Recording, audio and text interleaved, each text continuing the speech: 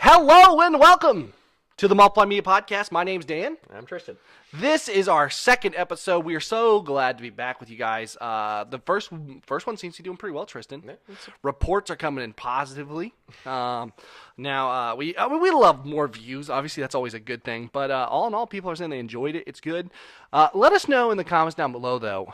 Would you rather if we, and this is a thought I'm thinking about, Tristan, split the podcast itself up and we put it into like conversations, and then we put the whole audio version so if people want to listen the whole way through, they can listen to it the whole way through, or on video segment you watch it in like maximum 20-minute segments. You could put it on like a playlist too, so you could watch them all if you wanted to. Watch it through, but split it up a little bit. That's what I'm thinking right now. So comment down below if that's something you would be interested in your digestion of the podcast. Right. So I think it's cool. There's another podcast that's pretty popular on YouTube. It does it's the H3H3 people, Ethan, Ela, I can't remember the last name, but they do a podcast and they actually live stream it on Twitch.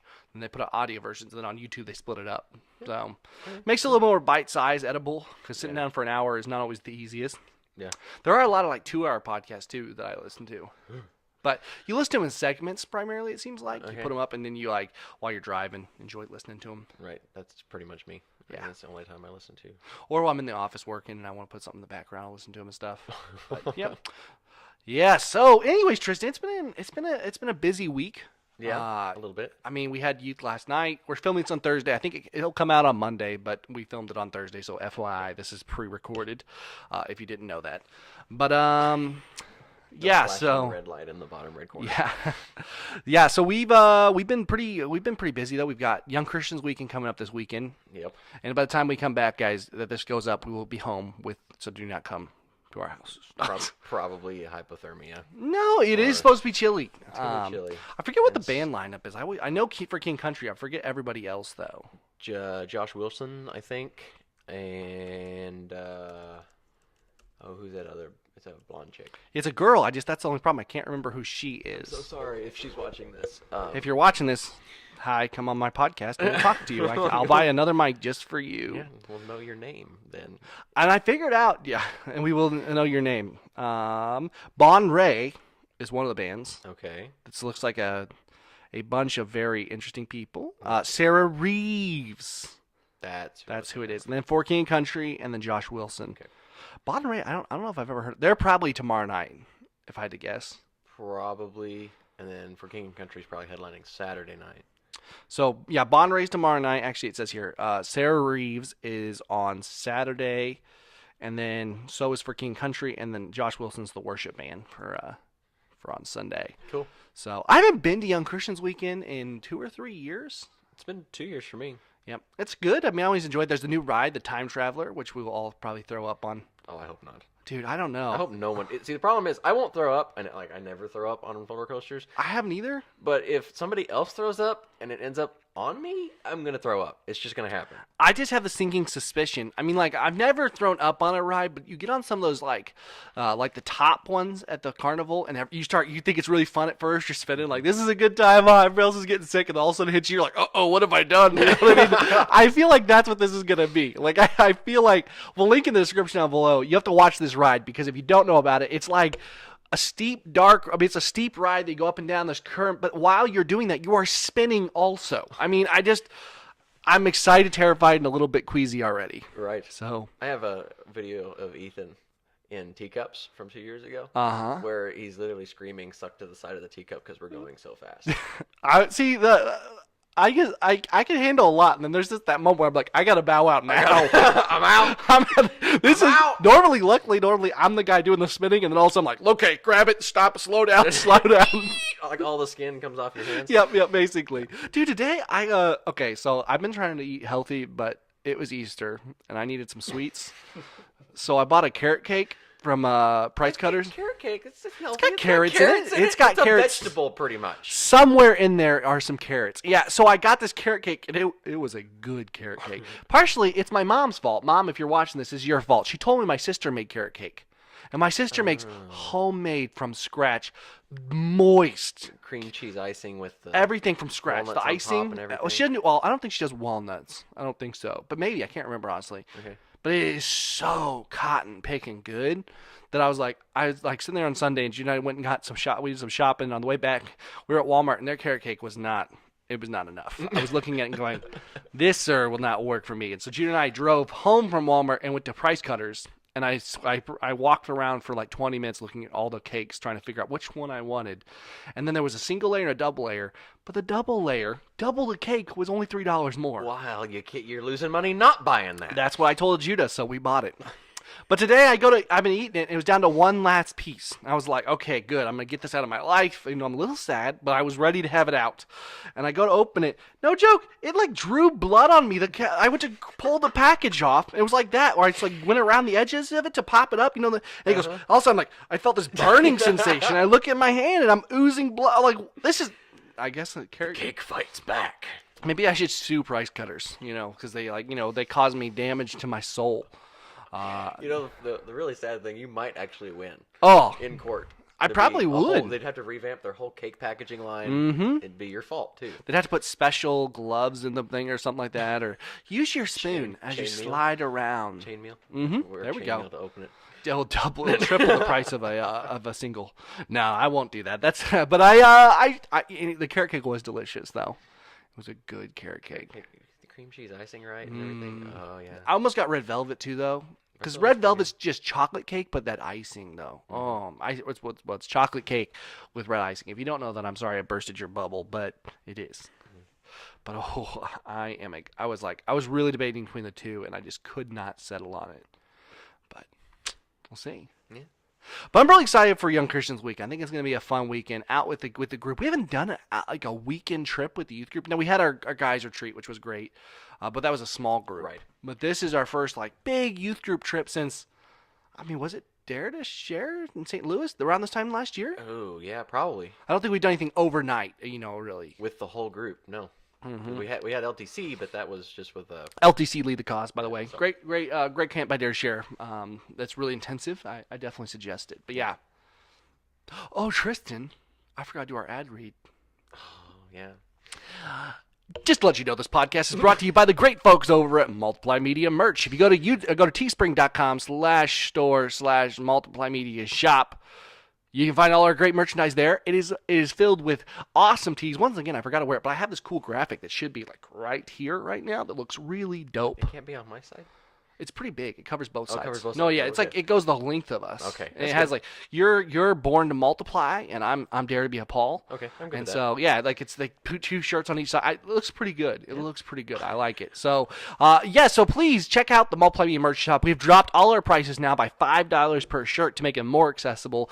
To get more of our awesome merch out there. We're not making much off it, but every dollar does go to help us be better, greater. Tristan and I are just talking about today how we want to revamp and do more to make this podcast better and better.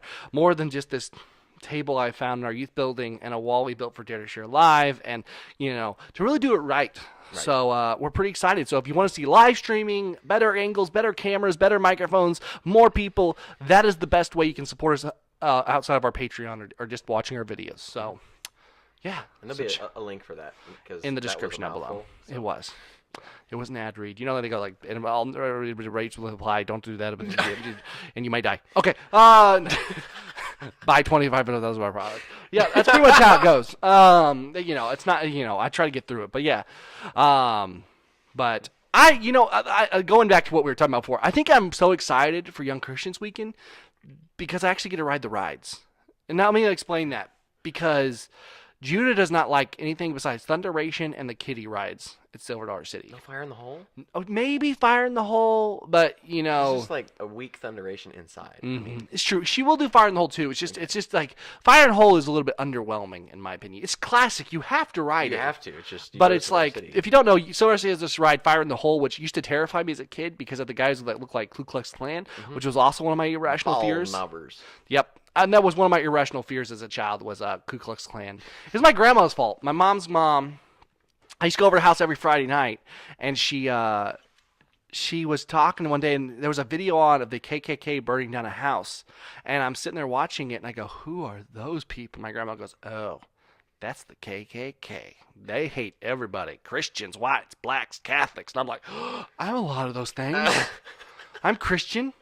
And so I literally had a fear one time when I was in my kids' camp as a little kid. Now I've lost this irrational fear. So, but I was at a kids' camp and I just had this vision. I woke not a vision, but I woke up and was sitting there trying to sleep, and all I could think about was like flaming torches of the KKK coming down to burn down our cabins, and I was just like, oh my gosh.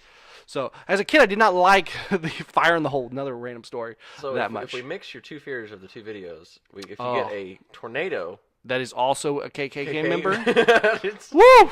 You're building on some fears here. The internet's gonna like tear you down. Now, granted, these, like I said, these are not fears anymore. They were just when I was younger. Okay.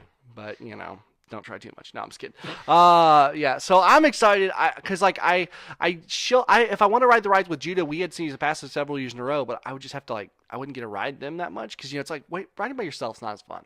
No, and then you're like your wife's sitting out there waiting on you, and you go off, on the little thing, and she's like, hi, and you're like, hi.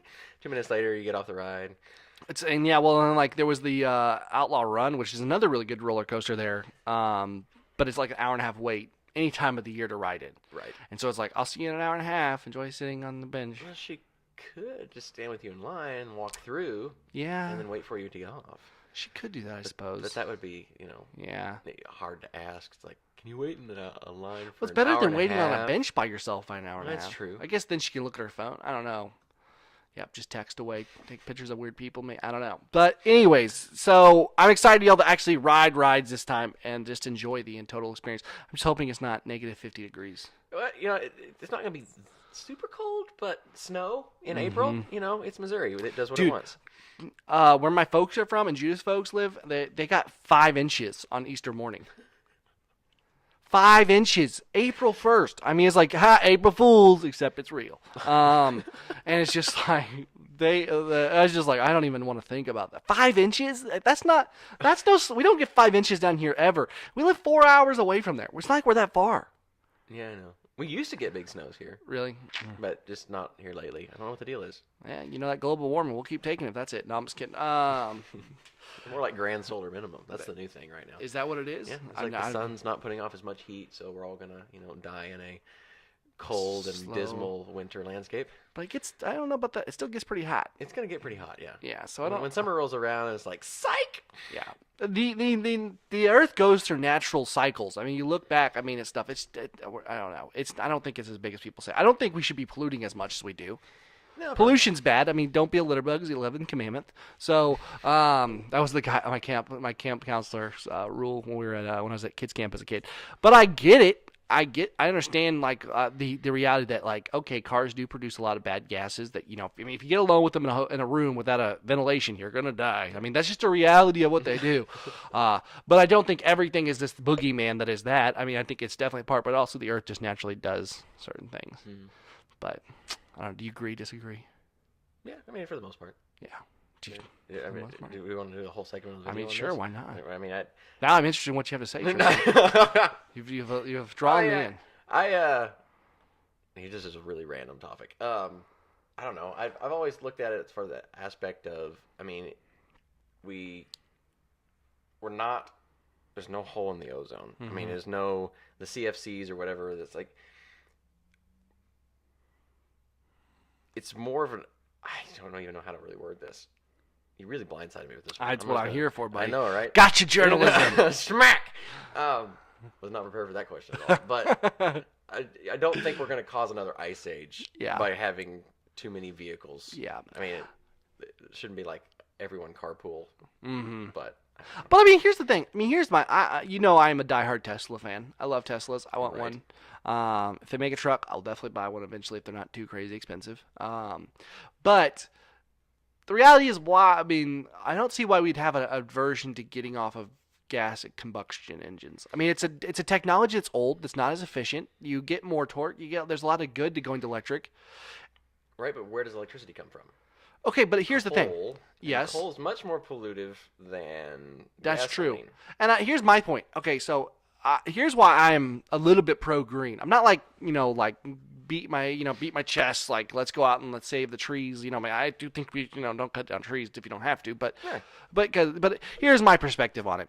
So as we get more and more power that comes from solar, wind, and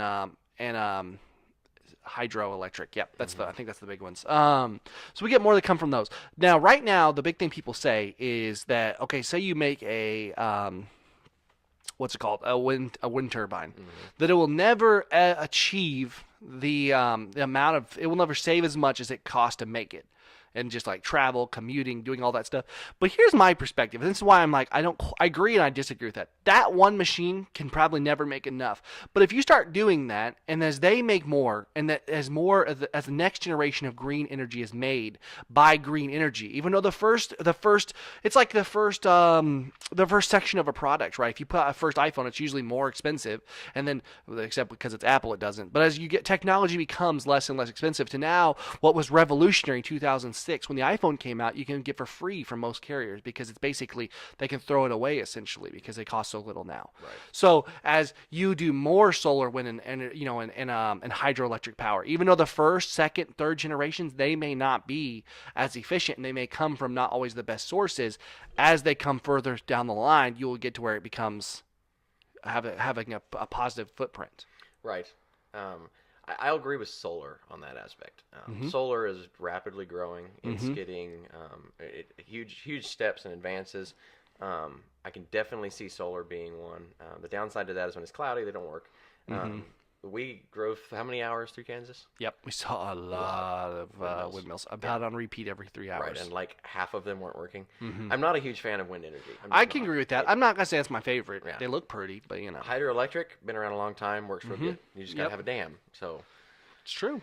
I mean, I don't know. You just, as long as we don't go nuclear, because there's still, Fukushima is still churning in the ocean and pumping out radioactive waste. Oh, yeah. It's not on the news, but it's still there. It's old news now. Yeah. It's basically like a Chernobyl, except in the Pacific. Yeah. So we just have fish with 3 eyeballs. Yeah. And, squid with 27 legs. So that's probably my only downside to green energy is when we're searching for these alternatives, we don't want to make a monster that's worse. Oh, I agree with you completely. My thought process, so this is my new dream. I don't know if we talked about this last week on the podcast or not. So I know we talked about it. I just can't remember if it was here.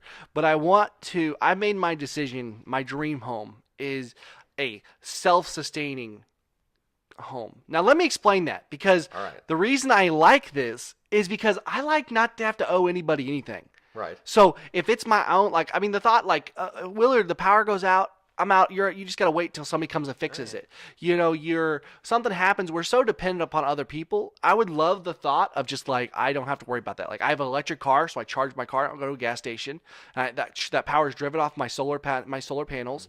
I mean, the thought of being virtually completely autonomous myself and not having to worry about anybody else, and I can just take care of mine and me and mine, and I want a house that is fits into the environment too. Not because I'm once again, not because I'm a green. I just like the way they look. I like the style of architecture. Yeah, absolutely. I think they're cool. So where's your internet going to come from? Well, that just needs electricity. Actually, no. Here's the thing. We can talk about this too. You just got me on a whole different subject. So 5G is getting ready to come out. Do you know how fast 5G is going to be? Gigabits per second. Really? I mean, and this is it's coming. I think by 2020 it'll be getting rolled out. Now it'll take a while for it to get to spots like Willard because they have to redo everything. It's a new system. So who knows? But when that comes around, when that finally makes it to us, the way of the old wire, you don't need it anymore. Wireless will be more efficient. It'll be better running, and you just even better than fiber. Okay, yeah. I mean, I can't say it definitively. I guess fiber would be. A network connection is always faster, but there's that whole point too of when is fast enough. Right. You know what I'm saying? Never. Well, and the thing that happens with technology is that it keeps getting bigger, so there needs more computing power to do the more capacity we get, the more we do with different things. That we need more power than to do the new things that we got. Right. But as far as opening a web page, when it's fast enough. Instant's about it. Yeah. But web pages are getting larger and more. It's true. More data to open. So it's going to be a never-ending struggle, I feel like. It definitely will. There will always be faster and faster internet, but no doubt wireless is where it's coming. But even then, they could do you could do something where it's a compressed signal that comes to your like a more powerful signal that comes to your modem essentially, or your router box, and then that is dispersed, and you can have a wired connection to that, where maybe iPhones or something. I don't know how I'm not a that nerdy, so I only know what I've read or listened to videos about. But I mean at that point you don't even, as long as you got like a connection to a cellular, you're good. So cool. I don't know. That's my thought. Not because I'm like a green, diehard. It's just I think it's cool. I love the architecture. When you see those houses that like fit into the like you come in. Like I saw one where they built it around these like 400-year-old trees, and like it's like this neat. It's on Netflix. It's called Extreme Homes. It's pretty cool. And they do a lot of these little things. I'm just like, that's cool. I've always liked that. I have this secret dream too of like, I want somewhere no one can find me. Like, I want like a secret room behind a bookshelf. You know what I mean? Yeah. Or just a secret place. Like, I'm secretly an introvert, Tristan. No way. I mean, borderline, So but yeah. You're like Batcave, flip up a statue head, and push a red button. No go one down, knows where I slide am. down a pole. Probably not the sliding part. I'll take an escalator. Take an escalator. Yeah. Or An elevator down. There Yeah. you go. I like the escalator personally. Escalators are pretty fun. Until you get to the bottom and it sucks you in. That's true. Like, That would that not was one be of my good. fears as a child. Yeah, mine was also grates as a kid. When you walk over the grates in the city or something, I'd be like, I'm not Yeah. stepping over that hole. No way I'm diving in that thing. Yeah, I don't know. I do. I like the thought of just like because like when I like to find just moments of solitude, like last night after youth, I just had the second. Everybody was starting to leave, and I was like, I just need a second. So I just went and sat in my office, and nobody knew I was in there for just a second. And I was just able to like recharge for just a brief second, then go back out, and nobody. It was like 2 minutes, but I just like you have to have those moments of recharge, and there's something about like no one knows I'm here, and this is great. And if they came looking for me, they're not gonna look here. And like it's just even though they would have looked at my office, but it was just there are those moments in time. I would really like that. Just even now, just like it relaxes me. Hide under a blanket. It's like, you can't see me. Huh? Like you're at Walmart, and Walmart's crazy, and you find an aisle that no one ever goes down. You're like, I can just sit here for hours and not have to see any people. Even though I'm at Walmart, that's weird. But when your mom shops a lot as a kid, and you just like, I would just like wander around the store. Do you remember that challenge a little while back where people would literally go in and where the toilet paper is and paper towels, they would build a fort and stay overnight in Walmart? That is pretty dope. I always wanted to do that. I don't am know too why, large, but it would be fun. And then somebody pulls off like a big roll of Bounty, and you're just like, it's just there. yeah, you're like, put that back. Just this blood-curdling scream just runs out of the store. One time we were leaving Walmart, I think it was, and our other car had like a like new cars have the slow hatch that comes up.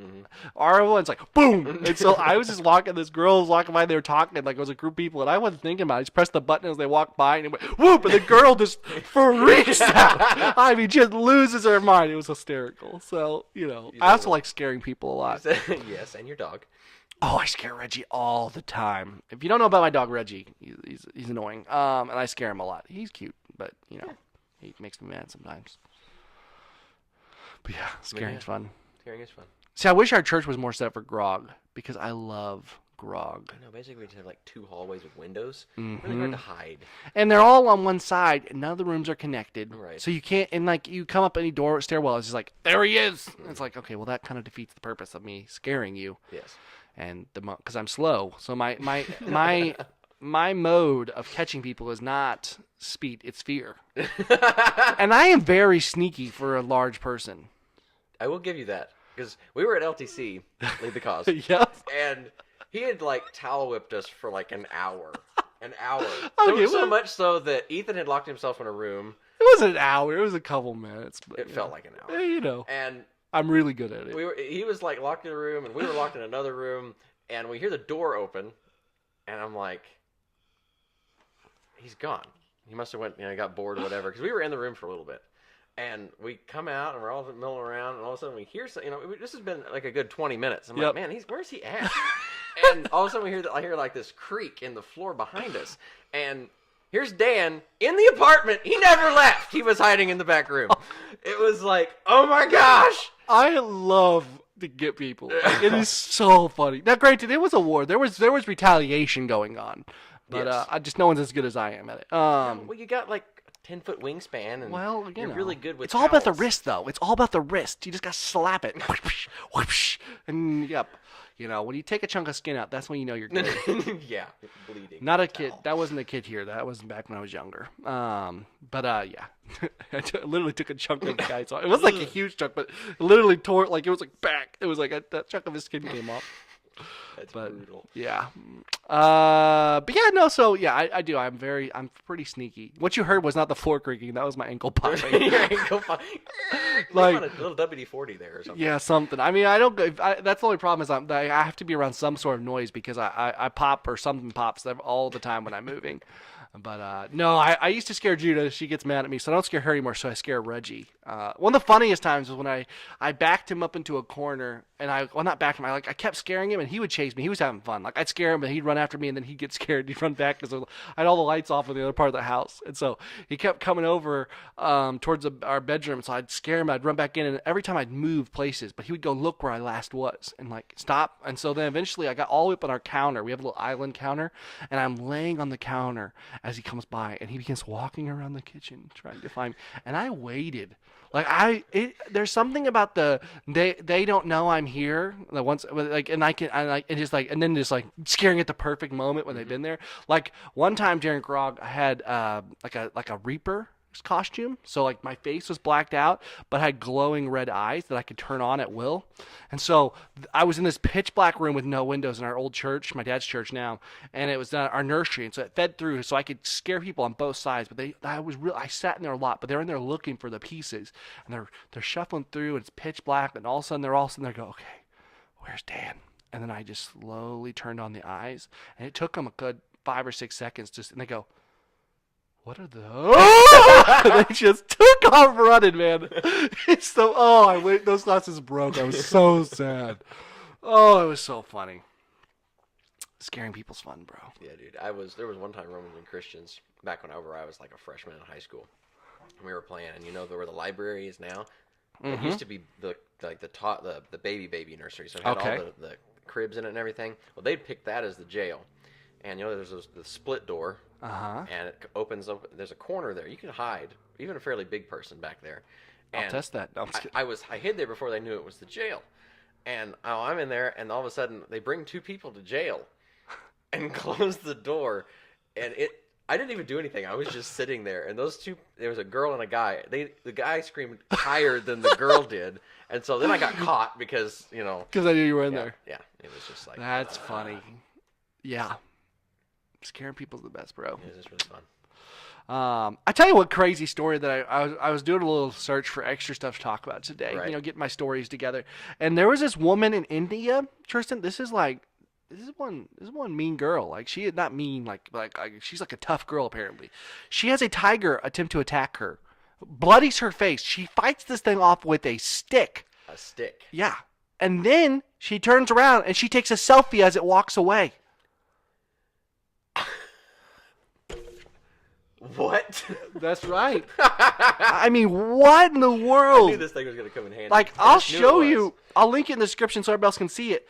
Let me see. There was a picture of her. I didn't have the picture in this article of it. Where's the picture at? That is crazy. She legit, her face is bloodied. I mean, this thing was going at her, and she just okay, father of a tiger. What's up? That's not an Indian accent, but It's just like the. That was a really bad Indian accent. It was. That was more like, I don't know what that was. Some country in the world that is combined with another country. Yes, like all of them. All the languages it's a combined. melting pot. Think about that right now. Mm-hmm. It's like there's a picture floating around on the internet of this camel that's swallowing a baby's head, and it's like, A, save my baby, B, take a picture of my baby being eaten by a camel. And it's cut the camel's head off before it gets my baby's head. Seriously. So think about this. You've just been attacked by a tiger, and you selfie with it. Mm-hmm. That's the first thing that comes to your mind. I mean, you're like, I just beat a tiger. Nobody's gonna believe No this. one's gonna believe. I better document it. What up, tiger? Before I pass out from blood loss. Take the selfie. # call 911. Whatever it is in India. Someone call the Americans. Dude, That was a really bad Indian accent too. I'm sorry. I don't know. I don't even what in India. I don't even know. I don't even know how I could do an Indian accent. Hello. No, it's not. No, just Nope. stop. We're gonna edit this out. Yep, it'll still be there. Still I can't dang help it. it. But yeah. So I don't know, bro. We went to our zoo. Well, Springfield Zoo's not half bad. No, that's not There's bad. some good stuff in there. The hippos were pretty much just chilling out, so we didn't really get to see much of them. But they had quite a few fun things in there. A lot of birds. These monkeys, they were these little tiny squirrel-like sized monkeys. My favorite thing in the thing. Yeah. They were so cute. And otters. Man, otters are just the cutest animals, I think. Otters are the bomb. They have otters, which I know they had them before, but I never got to go to the wildlife thing that at Bass Pro. Oh, right. There's a giant aquarium / wildlife thing, and they have otters in there, and then now they have penguins. I need to see the penguins. That's crazy. Johnny Morris just has to have everything, doesn't he? Well, I mean, we got that much money. I Right. mean, and you're a private company on top of that. Probably kind of private, like I don't know why I said it like that, but yeah, he has a. I mean, they just bought Cabela's for like $5 billion. Oh yeah. So Buy out the competition. Might as well. Got the money. So, but yeah, so I don't know. Have you been to the new since they redid it? Have you been over not. there? I need to really bad. It's been It's almost a year. expensive. Yeah, I know. But it's been one of those like worth it once, Mhm. probably. And then yeah, with little kids or something like that, or family comes in, then it's worth it. It was like 80. It's like what's it like $80 a person to go through both for sides. both sides of it, yeah. I think it's like 40 each. Maybe it's not. Maybe it's 40. Maybe it's 20 and 20. I can't remember, but I can't remember exactly.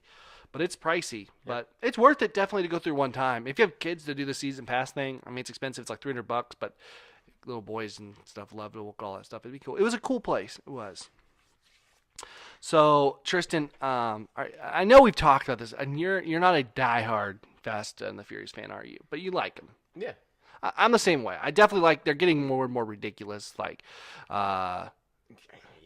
Vin Diesel is somehow the world's greatest super spy, even though he's guy from that races cars and wasn't even good at it. I mean, he was good at racing cars, but he wasn't like a good criminal because they found him pretty easily. Yes. It's But like now- you stole some TVs and they found you. Then you somehow convince the FBI agent to be your bro because I lost the car, but I gained the man. That was a great line. You remember that line? Yes, I Yeah. remember that Throwback. Tuna, no crust. Yeah. You somehow convinced this cop, or was he FBI? I think it was cop just at that point. LA. I think it was LAPD. To somehow just become your friend and let you go. That's the only reason you escaped, because he had you. Mm-hmm. It's just like. But now, did you know there's trouble in the Fast family? Oh, that's just a given. Okay, so have you heard about all this stuff? How The Rock and Vin Diesel hate each other? Yeah, a little bit. They do. Pretty passionately, actually. So they apparently had several fights and stuff, and people were talking about they had a scene between him and Vin Diesel, and they were talking about how people, I guess, noticed that the editing, you couldn't tell that they were actually in the same room. He's like, no, we didn't film a single scene together. If we're together, they made that look that way. We didn't film once together on the whole entire set. That's crazy. And then, so The Rock does this interview with is it Rolling Stones? Who is it here? Yeah, Rolling Stones for their May cover story. And he talks about this and just basically says, he goes into whole detail about how him and Vin Diesel have a very different core difference at looking at things, and then tries to say he's not sure if he's even going to be in Fast. Is it Fast 9 or Fast 10? What is the one that's coming out? 9. Is it 9? I thought we already had 8 and 9 though. I think we only have 8. I don't know. I don't remember. There's too many of them, and they just need to go away. But but yeah. So he said he's not sure he's going to be in the next installment due out in 2019. He's working hard on the spinoff with Jason Statham that they're working on. But then said, and at the end he says basically says he says right now I'm concentrating on Fast 9. I'm making the Fast and Furious Hobbs and Shaw spinoff. As good as it can be, Dwayne said. I wish Diesel all the best. I harbor no ill will I harbor no ill will there just because of the clarifying we have. Actually, erase the last part about no ill will. We'll just keep it as clarity. It's okay, there is some distaste between there, but they make $2 billion. They make $1 billion every time they make one. So I mean, I'm pretty sure they can convince him with a couple reasons. Yeah, just print some money, So, Cha-ching. but that's like the thing we talked about this last time in the podcast. We talked about how there is a there's just I mean they just I'm getting tired of all the duplicates, all these sequels that are just they're no longer fun or exciting. They're no longer even like remote. They're losing their entertainment value to the core because you just know what's going to happen before it even starts. Right, it's just the same movie. It's like, didn't I just watch this like 2 movies ago? I mean, we just covered all this stuff. Yep. And like I think the Fast and Furious franchise is one of those ones that's extremely bloated and just needs to go to the wayside. Same with Transformers. And one, Tristan, that was not even out yet that is already too bloated. Do you remember Avatar? Yeah. Do you realize they're making 4 sequels? What? They're shooting them in succession to 4? each other. Peeking? How can you? Sorry. How can you make 4 more of those? Still peeking. I'm going back over here. How can you make 4 more of those? Still peeking. Okay, we're good. I'll let it go. Yeah, I know. Okay, so it was initially just supposed to be Avatar 2, and then James Cameron's like, I want more. And so they go ahead and they're like, okay, well, then we'll greenlight a trilogy, right? And then he's like, well, we started writing and I overwrote and then my writers overwrote. So one of the movies kind of just cloned itself. So now we have 4 that we're shooting all before they come out with a combined budget of $1 billion. For 3 movies, that's not terrible. Okay, no. Okay, so... Granted, they all make $2.8 billion, what the first one made, which is the biggest movie of all time by like a long shot. But you're talking, most of your big budget films are maybe $200-300 million. I mean, those are massive movies. Like The Avengers is like, and that's large because they pay Robert Downey Jr. so cut and pick him up to be Iron Man. Right. But like I think it was like Logan was made with a $90 million budget. It may have been less than that, actually. And a lot of your other movies are made with like maybe $110 million budget's a pretty normal movie. And you're talking, you could make almost 10 of those movies for the price of 3 of... 4, but yeah. Avatars.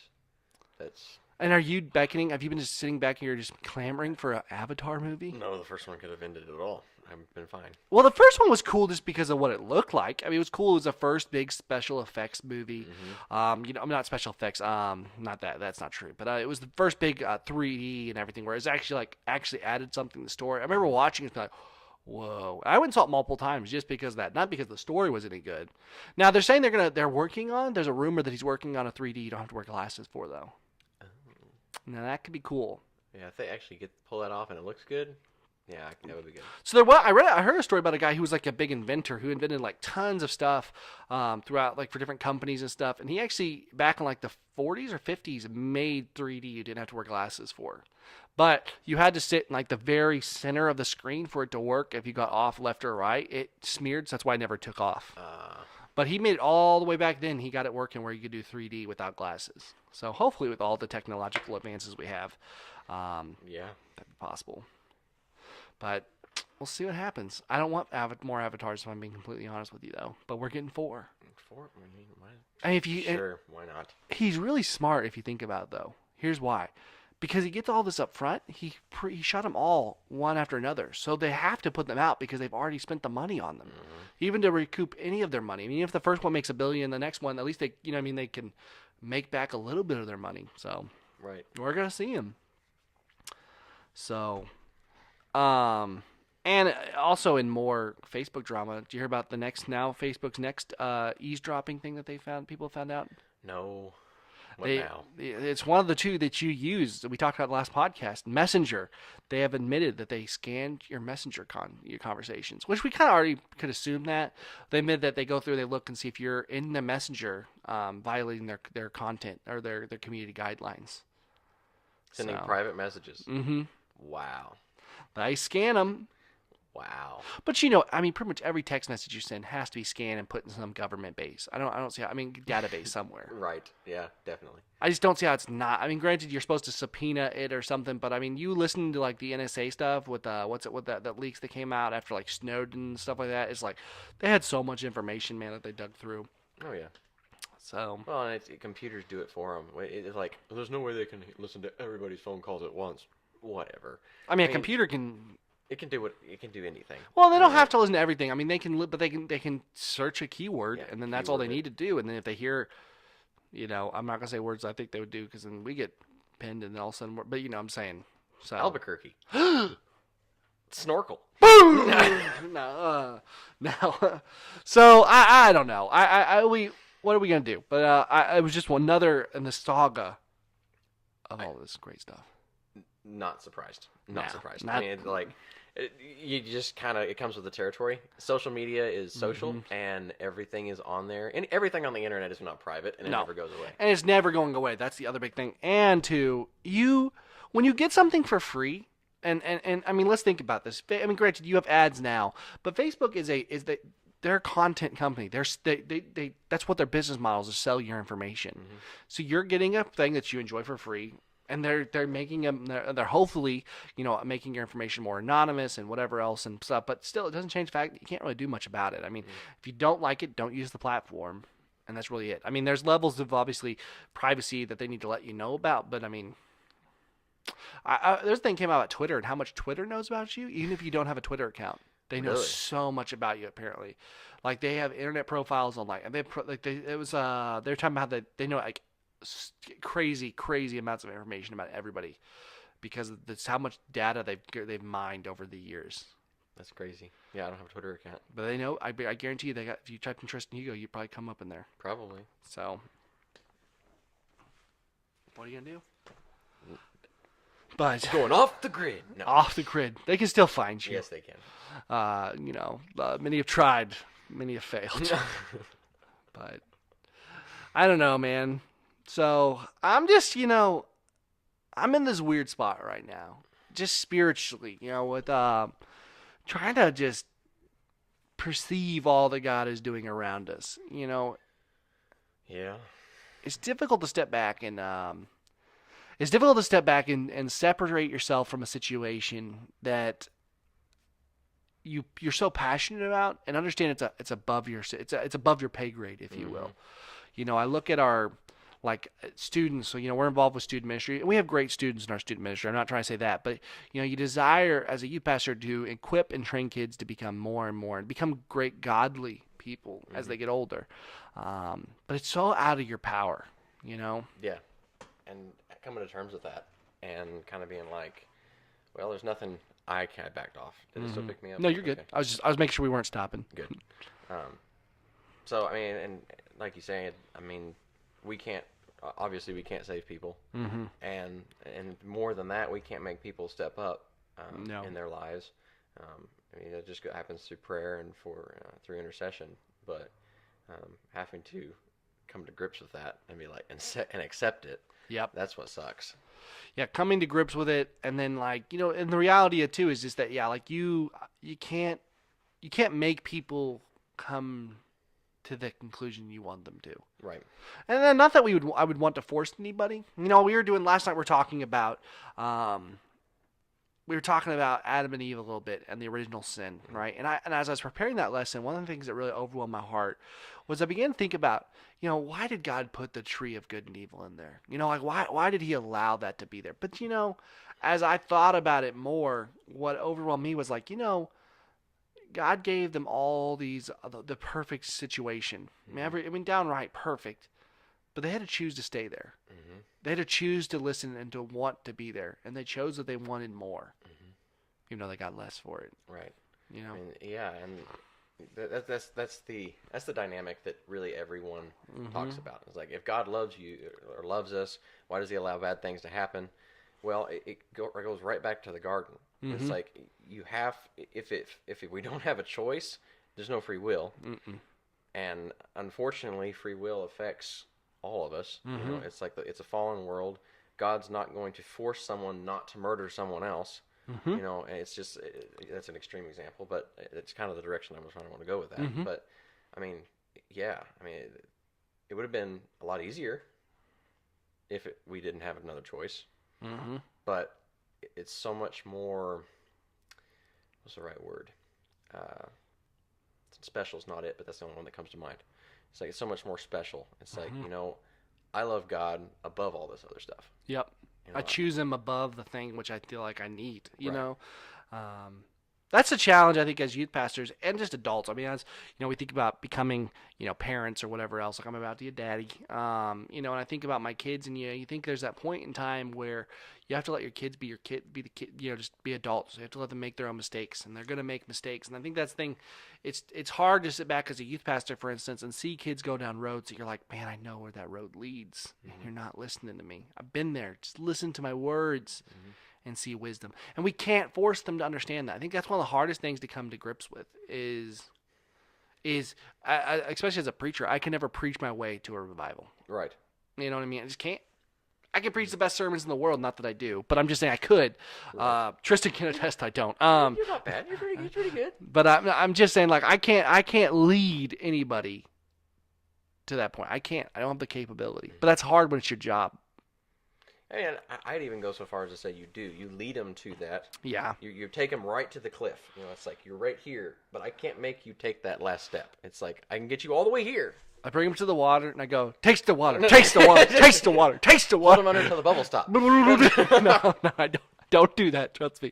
But I mean, at times I feel like it because you just want these kids to get it. You just want to be like, yeah, that's what I need. And then it's like, but they got to choose it. Mm-hmm. They got to choose it. I think that's the quintessential difficulty in our churches today is how do we stay faithful in a world that is so unfaithful? That's the question, isn't it? Mm-hmm. I don't think there's an easy answer. Mm-mm. There's not. I mean, man. It's a labor of love. It's a really corny catchphrase, but labor of love. Anyway, I don't know. There's a reason why. I had a discipleship yesterday. One of the verses I brought up was, it's like my yoke is easy and my burden is light. Mm-hmm. And so, but if you notice the word he uses there, it's yoke. Mm-hmm. It's like it's still work. It's not just like, okay, my burden's light, but there's still a burden. Yep. It's like it's still work. It talks about picking up your cross. Cross was not. It's like, oh, just pick up your cross. Nope. Yeah, just pick up your cross. No, there's more to it, and it's something that we kind of gotta. We gotta work at it constantly. I think it's something we have to continually seek after. Mm-hmm. And we can't get lax about it. Yep. And the church has definitely gotten, not our church, not an individual church, the church has gotten lax about it as a whole. Yep. Not seeking after it anymore. Absolutely. Just like, I got that, I'm good. Yeah, and I think like it's kind of like this. It's like when as a a person, there's a point in your life where you decide, I don't want the single life anymore. You know what I mean? Like I want to settle down, right? Mm-hmm. So you meet if you're like I met the girl, I met Judah, and I was ready long before I met her to settle down. But it's the point where I'm like, okay, no, this is the woman I want to spend the rest of my life with. I'm ready to stop and just I think like for a guy, sometimes you see the same thing where it's hard to give up the freedom of be able to do do whatever you want essentially, and now you're submitting yourself to another person. Mm-hmm. The same thing's true in our spiritual life. Is like we hit that point where we have to say, I want God, and I'm ready to stop chasing all these other things and go for something that's true. You know what I mean? And then I think that's the difficulty. And we see the same thing happen in the church that we see in marriages, is that eventually our lust for what else we could have begins to overwhelm us, and then we fail. You know what I mean? And I think that's what's really grasping, I should say, at my heart right now is how do we stay focused right now? And last week you talked briefly about joy in the podcast, and I think that's one of the things that I think is a constant struggle is joy in situations that are lacking joy, and that don't bring us, but realizing the small victories, and just remaining focused throughout that. It's abundantly difficult. I don't know how we do that short of God's grace. Right. There was a quote I saw on Facebook the other day. Facebook knows you. Facebook, I know Facebook knows, but well, that was a tongue twister. Anyway, A.W. Tozer says, sometimes when we get overwhelmed, we forget how big God is. Mm-hmm. And when I read that, I was like, man, that's awesome. Mm-hmm. And so true. It's like, the world just like throws up on us all the time, just garbage. Mm-hmm. And it's enough to just about drive you nuts. Absolutely. I mean, you got kids now. You've seen the new challenge. Yeah, I think I know what you're talking about. Yeah, should we say it? Throw it up your nose. Yeah, Yeah. yeah. Yep. It's a C word. Mm-hmm. No longer Tide Pods. Well, we should. C word's good. It's a condom. Yeah, it's a condom. They snort condoms in their nose and pull them out their mouth. I've done that with Twizzlers before, but not the that. same thing. Not the same thing. No. But just like, I'm totally distracted now. Oh gosh. But I mean, yeah, just when stuff like that comes at you, it's just like, oh my gosh, it's off the wall. I wasn't expecting it. How am I supposed to prepare for something like that? And then you just got to step back and be like, you know what? I'm not going to be able to. No. It's like God is so infinitely more. I mean, it talks about in Joshua 1:9, it's like, be strong and courageous, for the Lord goes with you. Mm-hmm. And then in Deuteronomy, a little bit further back, it's Moses talking. It's like, be strong and courageous, for the Lord goes before you. Mm-hmm. So God's with us now, and He's going ahead of us. Yep. And it's just you got to step back and, like you said, find that peace. It's like, you know what? I don't know, but God does. He's already there, and He's right here with me right now too. And that and to have that clarity to just remain. I think we have trouble staying in a moment. I know I do. I have trouble staying in a just a time, because I'm a dreamer. I mean, I don't know if you can tell by the tons of dream I talk about even today. I like to, and I like to think I'm a big idea guy. I'm a big picture guy. And I'm not good at small picture. And a lot of life is small picture. You know, you think of a big idea, and then you have to think of the details of how to conduct and to build that idea out. You know, and so it's hard sometimes to stay in that moment when it's hard realizing that the reward is coming down the road. I think that's a challenge of us as Christians, is to sit back in a moment where we do not understand, we do not perceive, and we do not see a way out. But, you know, Paul and Silas in the jail cell, they were sitting there, they began singing, because what else are we going to do? We're in a jail cell. Let's just start singing, I guess. I mean, I sing all the time. Why not? You know, and then all of a sudden the cell's open, and there's like, okay, God, what do you want us to do? And then, like, you know, sure enough, this whole situation unfolds and a whole family gets saved. You know, I think that a lot of times we forget, even when we're sitting in the jail cell, God is still working something out, you know.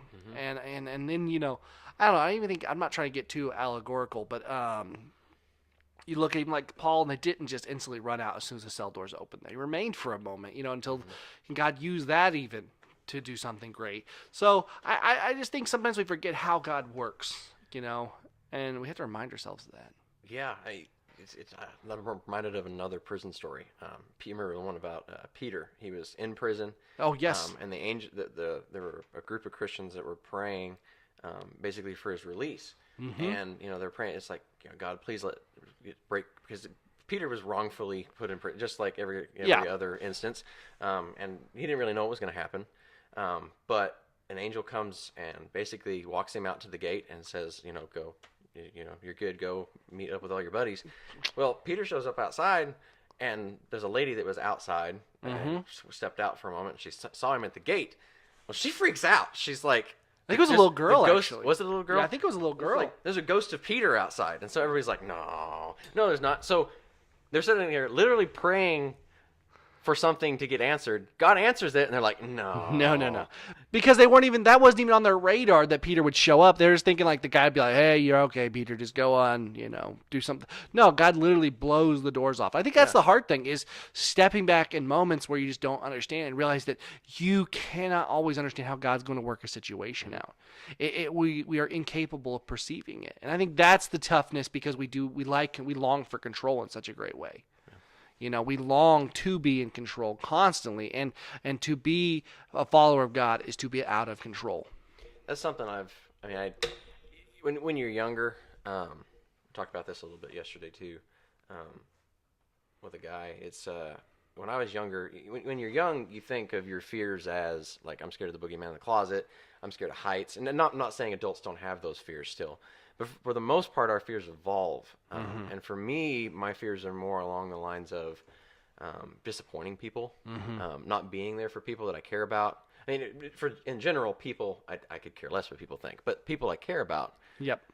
It's like, if I'm not, one of these days, a situation is going to arise where someone needs me and I'm not good enough. You know, it's like, I cannot handle that. And that that's something that I wrestle with that just terrifies me. Yep. But it's at the same time, it's like, do I believe God wants what's best for me and the people I love? Do I really? Mm-hmm. Well, then I should be. It'd be like, okay, when that day arrives, Just let him have. he's got it. Yep. But we hold on to that. It's like Yeah, that because control. we don't want to not be enough, but at times we are called to not be enough, Mm-hmm. and because we are not enough for situations. And I think, in ministry, in life, in your marriages, and your being a parent, whatever your job, like we will not be enough for the situation. But having that comfort in those situations to say, God is in control. It's like the tornado thing. I used to be terrified of tornadoes. So I realized, I think God's got bigger plans for me, and if it's not, it's okay. I'm going to go to heaven. So, Or end up in the Wizard of Oz. One of the two. No.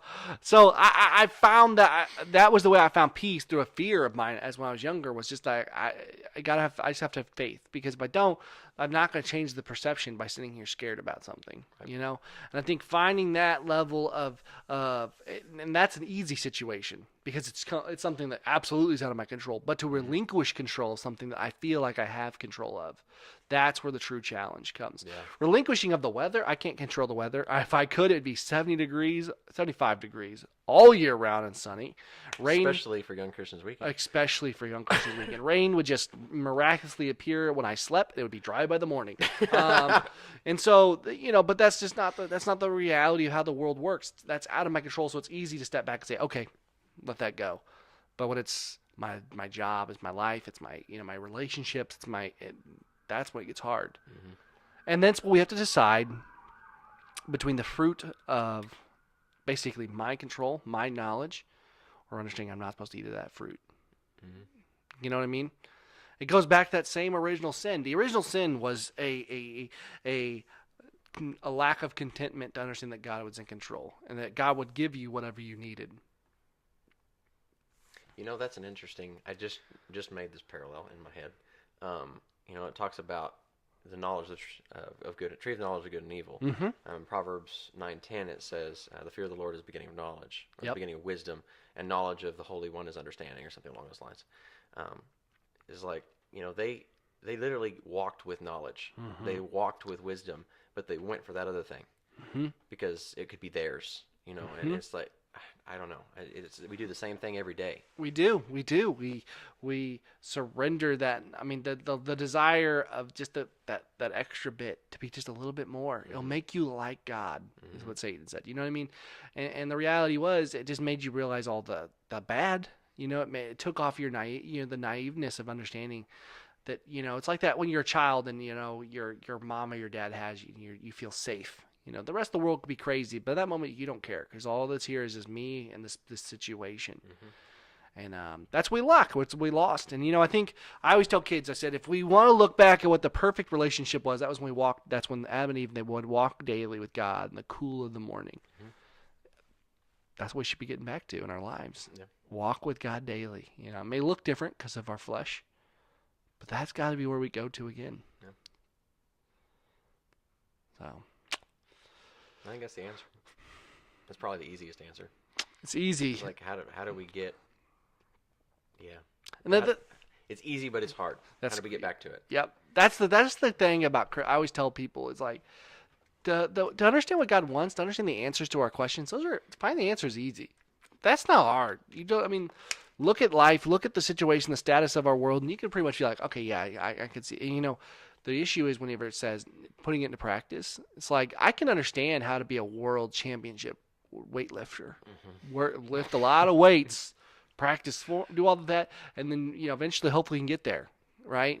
To just put my mind to it, but to do it, to go out and actually do that, that's a totally different ball game. It's like. So it's just we have to step back and realize that's the situation in our lives is, people want these great answers. They want people to come in and be their guru and say, here's what you do to follow Christ and you'll be perfect. Not how it works. It's easy to tell you what you got to do. It's just, you and Satan are your enemy, fighting against yourself. Mm-hmm. The war with the flesh. Yep. Well, Tristan, we are at 59 minutes and 56 seconds right now. So I think we pretty well hit our spot. Yeah, so we did it. So it's been a good podcast again, though. And I enjoy it. Some good conversations, some good topics of discussion. Yeah.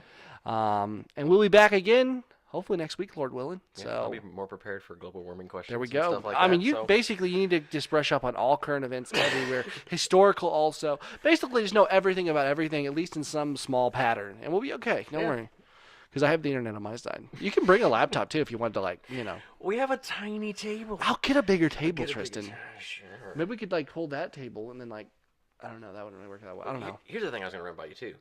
Do we want them to like put comments down below of topics they want? Oh, to cover? absolutely. Okay, I meant to say that actually. Thank you remind me. I was thinking about that earlier too. Yeah, so comment down below with ideas you have. If you have a topic you'd like to hear us discuss, or you would like to add to one of our discussion questions, comment down below with any of those things. You can always tweet me, also at Daniel_Gibson for Multiply Media.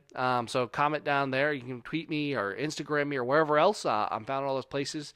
Tristan's just on Facebook, so he probably won't add you because you don't know who you are. But you can like us on multiplymedia.com. So. Yeah, so with that said, guys, I really appreciate you checking out the podcast. Tristan, I appreciate you coming on with me today and joining the conversation. And hopefully, I think we're hopefully going to add at least one more microphone to the podcast, maybe two more. Cool. If we can get people who do it with us regularly. I think it'd be cool. More discussion, just more, keep adding on. So I'll figure out some camera angles and stuff like that. But I think it's going to be cool. I think it's going to be dope. So. More of that to come, but in the meantime, it'll still be me and Tristan. I actually am looking at I'm gonna do a podcast in be like a few weeks from now with a bunch of youth pastors that are also in the gospel advancing stuff that I do. So I'm excited for that, and so we got a lot of cool stuff coming. So make sure you subscribe to the channel so make sure you get to see all those things. If you follow us if you're listening to us on SoundCloud, make sure you subscribe to the SoundCloud, everything like that, and then more places. iTunes is in.